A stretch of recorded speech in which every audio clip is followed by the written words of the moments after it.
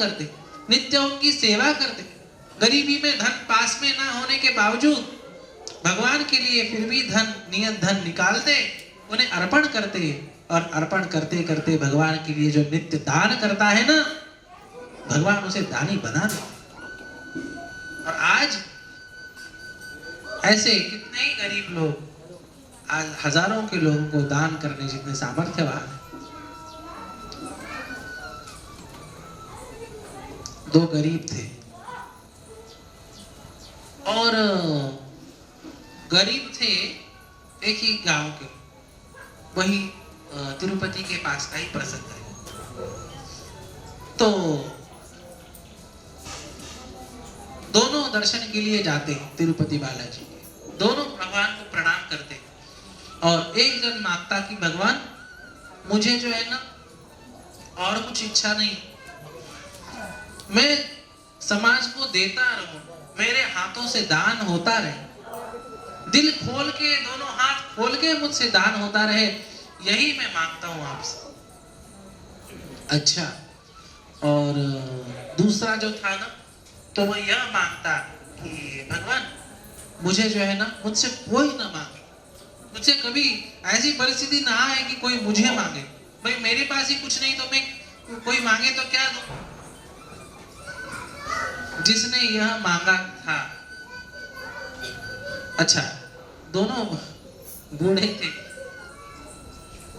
दोनों का शरीर पूरा हो गया, और उसी गांव में, एक ही गांव में अगले जन्म में वो दोनों जन्मे। जिसने मांगा था कि हे भगवान मेरे हाथों से दान होता रहे दिल खोल के, वह उस गांव का सबसे अमीर सेठ हो गया, जो हमेशा दान करता, जिसका जिस प्रकार हम रोज भगवान का जप इत्यादि करते हैं ना, रोज भगवान की पूजा करते हैं ना, वैसे वह रोज नित्य नियम से दान करता। हमारे यहाँ पे नित्य दान का भी विधान है, तो वह नित्य दान करता, दान किए बिना भोजन नहीं करना, यह उसका नियम था। तो वह रोज रोज दान करता, दिल खोल के दान करता, वह सबसे ऐश्वर्यवान, सबसे श्रीमंत, सबसे धनवान व्यक्ति हो गया, क्योंकि उसने भगवान से मांगा था, तिरुपति बालाजी से, कि मैं हमेशा दान देते रहूं। अब दान देना है तो पहले अमीर बनना पड़ेगा, अमीर ही तो दे सकता है भाई धन। और जिसने ये मांगा था कि भगवान मुझसे कोई मांगे नहीं, तो वह उस स्थान का, उसी गांव का एक भिक्षुक हो गया, भिखारी हो गया। अब भिखारी है, उसके पास कुछ नहीं है, तो उससे कोई कुछ मांगेगा? भिखारी से कोई कुछ मांगता है? उस पर ऐसी परिस्थिति आई कि उससे कोई नहीं मांगता। तो भगवान से जब हम, भगवान के लिए जब हम विपन्न परिस्थिति में भी भगवान के लिए कुछ करते हैं ना, तो कई गुना उसका प्राप्त हो जाता है। कई ऐसे उदाहरण हैं जिनका व्यापार ठीक नहीं था, जिन्हें नौकरी नहीं थी, जिन्हें पद पे जिन्हें ठोकर खानी पड़ती थी, ऐसे लोग भी जब तिरुपति बालाजी के शरण में आ गए, तो उनकी सब पीड़ा नष्ट हो गई, उनका दारिद्र्य नष्ट हो गया, उन्हें धन संपत्ति प्राप्त हो गई, उन्हें पद प्रतिष्ठा प्राप्त हो गई, और इतना भगवान ने दिया कि कहीं समाये नहीं रहते। अनंत गुणा भगवान देते हैं, तदानंत्याय कल्पते। अच्छा, अब उस भीम नाम के कुम्हार का उद्धार हो गया, वह भगवान के पद को प्राप्त हो गया, वह भगवान के दिव्य धाम को प्राप्त हो गया, जीते जी भगवान का सायुज्य उसे प्राप्त हो गया। अभी इस तोंडमान राजा को भी लगा, अरे देखो यह दीन, दुखी, गरीब, दरिद्र, दास, और यह भी भगवान के सायुज्य को प्राप्त हो गया, और मैं तो राजा हूं, मुझे तो भगवान का सायुज्य नहीं हुआ। भगवान ने कहा, अनन्य भाव से मेरा चिंतन करते हुए यह देह पूर्ण करो। भगवान का चिंतन करते हुए तब से बड़े श्रद्धा भक्ति भाव से भगवान के चिंतन में, ध्यान में, भगवान की सेवा में, भक्ति में लग गया। वह तोंडमान राजा भी उद्धार को प्राप्त हो गए। इस प्रकार जो भी भक्ति भाव से भगवान का नित्य ध्यान अर्चन पूजन सेवा इत्यादि करता है, उसमें भी विशेष रूप से तिरुपति बालाजी का जो सेवन करता है उन्हें बड़ा विशेष फल प्राप्त होता है। अच्छा, हाथ के कंगने को अरसी क्या, ये हिंदी की कहावत है और मराठी में कहते हैं हातच्या कंगनाला आरसाची काय गरज है। एक ही बात है। तो हुआ ये, होता यह है कि हाथ के कंगने को आरसी की क्या जरूरत है। कोई भी सेवा करके देख ले, कितने ही ऐसे सैकड़ों हजारों लोग ऐसे हैं जो अपने, जिन्होंने तिरुपति बालाजी को अपना बिजनेस पार्टनर बनाया कि बालाजी हमारे पार्टनर है और हमारा जो भी हमारी आय होगी उसका हिसाब रखेंगे और उसका कोई 10%, कोई 25%, कई लोग ऐसे हैं कि 50%, कई लोग 50% से ज्यादा का भी भगवान के साथ डीलिंग करते हैं और उन्हें उतना फल प्राप्त होता है, उनकी अपेक्षा से ज्यादा उन्हें धन इत्यादि प्राप्त होता है। जैसे शेयर मार्केट में होता है, पहले थोड़ा निवेश करके देखते हैं, या कोई पॉलिसी भी हो, पहले थोड़ा निवेश करके देखते हैं, फिर लाभ हो तो फिर बड़ी पॉलिसी निकालते हैं। वैसे हजारों लोग इसका अनुभव कर चुके हैं महाराज। तिरुपति बालाजी के सेवा में जितना दिया जाए उतने गुना में काम बढ़ जाता है, धन बढ़ जाता है, व्यापार बढ़ जाता है, पद बढ़ जाता है, अपना ऐश्वर्य बढ़ जाता है। सैकड़ों हजारों ऐसे उदाहरण। और इसलिए उनकी नित्य सेवा जो भी हम जितने भी यथा शक्ति जितना भी संभव है उतना करें तो नित्य निश्चित हमें अपेक्षा से भी अधिक लाभ होता है। अच्छा, कोई कहे महाराज कि हमें ये धन दान और ये सब हमसे नहीं हो पाता, या तीर्थ यात्रा या ये सब हमसे नहीं हो पाता। तिरुपति बालाजी की सेवा उपासना कितनी सहज सरल और कितनी प्रभावी है इसका उदाहरण, कोई वेंकटेश स्तोत्र का नित्य पाठ का भी नियम ले तो भी भगवान तिरुपति उसकी मनोकामना, उसकी जो भी अड़चने हैं सब दूर करते हैं और उसे बड़ा विशेष महान फल देता है। कितने ही ऐसे सैकड़ों उदाहरण हैं जिन्होंने केवल वेंकटेश स्तोत्र का पाठ किया और वेंकटेश स्तोत्र के पाठ से उनकी सभी अड़चनें दूर हो गई, उनकी सभी मनोकामनाएं पूरी हो गई। जिनकी शादी नहीं हो रही थी वेंकटेश स्तोत्र से उनकी शादी हो गई, जिन्हें संतति नहीं होती थी वेंकटेश स्तोत्र के अनुष्ठान से उनकी संतति हो गई। ऐसे कितने ही उदाहरण। और एक बार उसकी अनुभूति आ जाए ना तो वेंकटेश स्तोत्र छूटता नहीं। वेंकटेश स्तोत्र एक ऐसा स्तोत्र है महाराज कि उसके एक एक अक्षर में दिव्य शक्ति है। वेंकटेश स्तोत्र का एक एक अक्षर मंत्रात्मक है। वेंकटेश स्तोत्र के एक एक अक्षर में, शब्द में नहीं कहना, एक एक अक्षर में दिव्य शक्ति सन्निहित।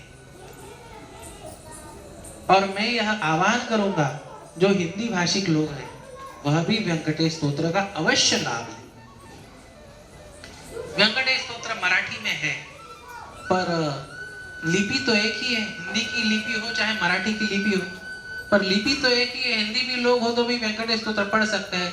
मैं इसलिए कह रहा हूं कि जिस प्रकार से शाबर मंत्र होते, शाबर मंत्र अलग अलग भाषाओं में, कहीं सूफी भाषा में है, कहीं हिंदी में भी है, कहीं और किसी भाषा में भी है।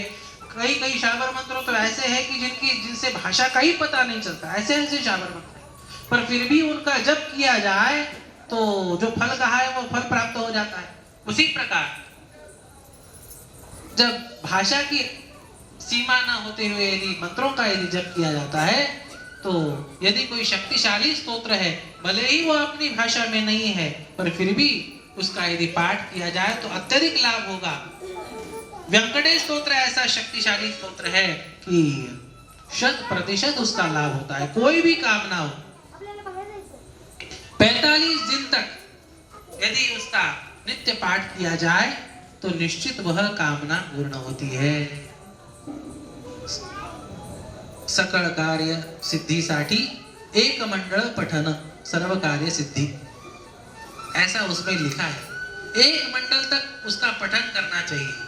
अब एक मंडल मतलब क्या, यह भी थोड़ा संभ्रम है लोगों। एक मंडल अर्थात एक रात्र नहीं, 45 दिन के अनुष्ठान को एक मंडल कहते हैं। और उस प्रकार से यदि इतने दिनों तक जब पाठ होता है ना, तो कोई भी सामान्य कामना पूर्ण हो जाती है। और फिर कुछ विशेष कामना है तो विशेष कामना के लिए कुछ कम अधिक दिन की भी मर्यादा है। कहने का तात्पर्य कि सभी मनोकामनाएं वेंकटेश स्तोत्र से पूर्ण हो जाती है। यदि आप लोग कहे तो कल वेंकटेश स्तोत्र का विशेष महात्म्य, इस पे हम चिंतन करेंगे यदि आपकी जिज्ञासा हो तो। कहने का तात्पर्य जिन्होंने वेंकटेश स्तोत्र का पाठ किया है महाराज, सभी बाधाओं की निवृत्ति होके सभी प्रकार का सुख संपत्ति जीवन में शांति प्राप्त होती है। ऐसे सैकड़ों लोग हैं जिन्होंने एक बार वेंकटेश स्तोत्र का अनुभव किया और संपूर्ण जीवन बदल गया।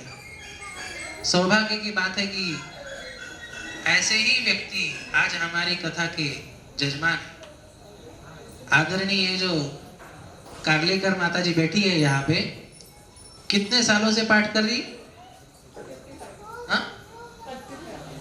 कितनी? 55 सालों से वेंकटेश स्तोत्र का पाठ कर। एक बार जोरदार तालियां हो जाए। दीर्घ तपस्या है उनकी।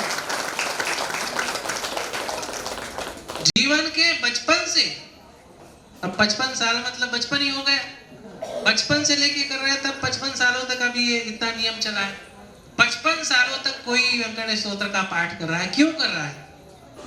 उसकी अनुभूति आ गई, उसकी प्रचिति आ गई, इसीलिए मनुष्य इतना दीर्घ पाठ करता है।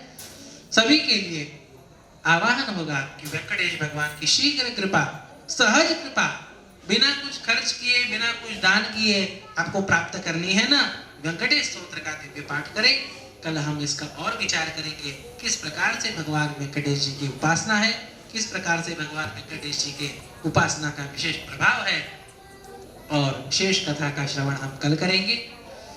आज की कथा प्रसंग यहीं पे समापन करते हैं। वेंकटेश हरे श्रीनिवास हरे, जय जय तिरुपति बालाजी हरे। वेंकटेश हरे श्रीनिवास हरे, जय जय तिरुपति बालाजी हरे।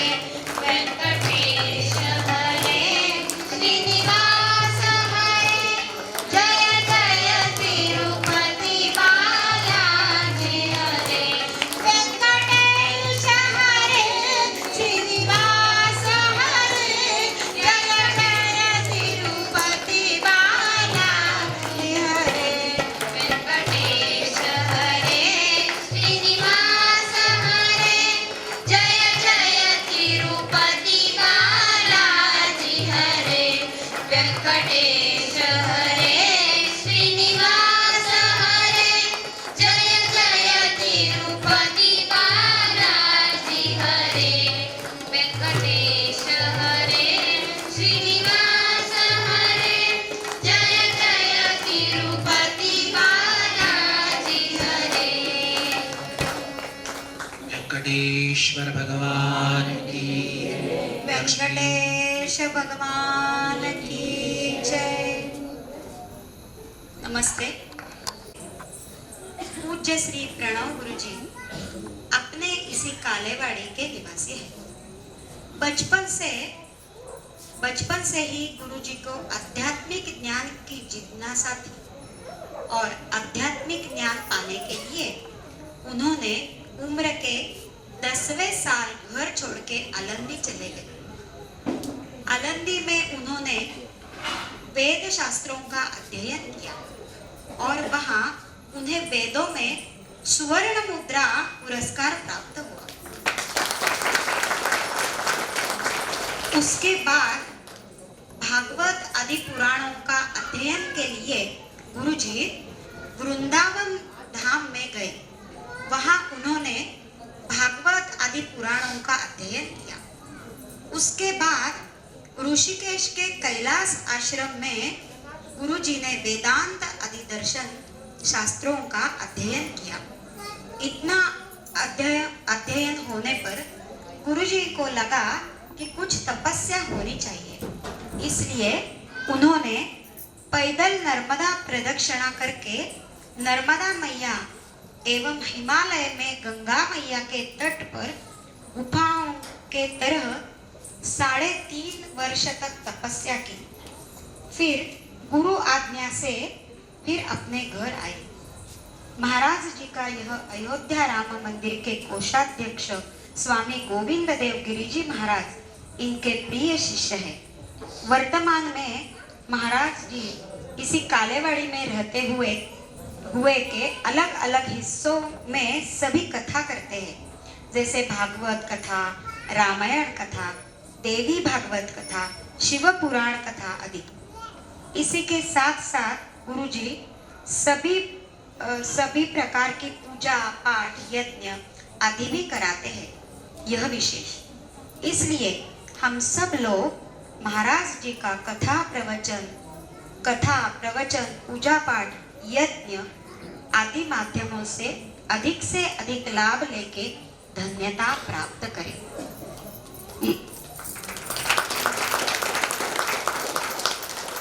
वेंकटेश भगवान की जय। जोरदार तालियों के साथ उनका स्वागत करना है। वेंकटेश्वर भगवान की जय।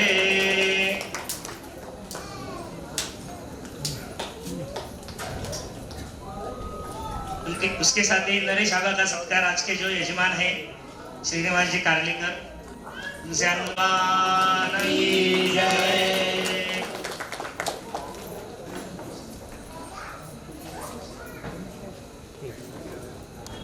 तिरुपति धाम विराजे, तिरुपति धाम विराजे, श्री हरि विष्णु जी।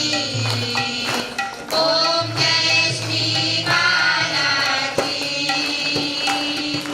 पद्मावती के स्वामी